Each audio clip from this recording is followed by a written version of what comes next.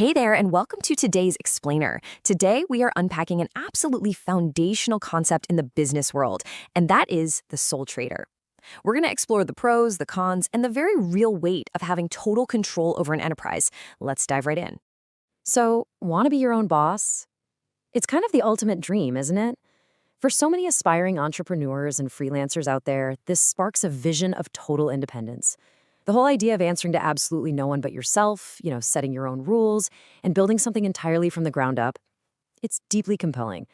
But before you leap headfirst into that dream, it's really vital to understand the actual mechanics and the stark legal reality of what it means to go solo. Section 1. What is a sole trader? Defining the solo enterprise.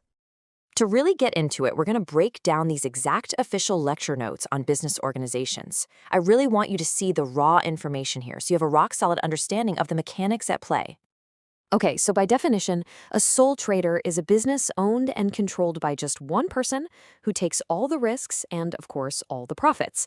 But here is the absolute kicker. It's an unincorporated business. What that means is you and the business are exactly the same entity in the eyes of the law. There is no separation. Your profits, those are your personal income, and because there's no separate legal identity, there is no automatic continuity if the owner passes away.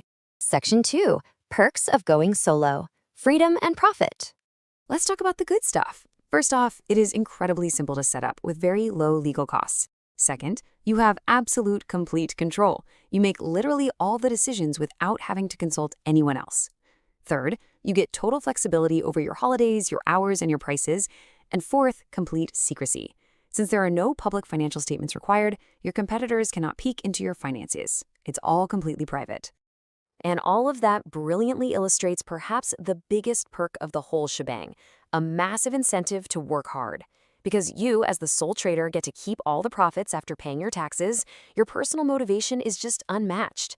Every single bit of extra effort, every late night you put in, it directly benefits your own bottom line. Section 3. The risks you face, the weight of the business. Unlimited liability. Take a second and really let that phrase sink in. Because honestly, this is the single most critical takeaway you need to understand from today's explainer. See, unlimited liability means you are fully 100% responsible for any business debts.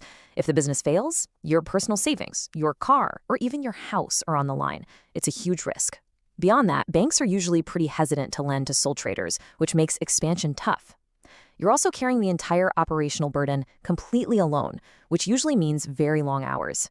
And tragically, like we mentioned before, because there's no separate legal identity, if the owner passes away, the business simply ceases to exist.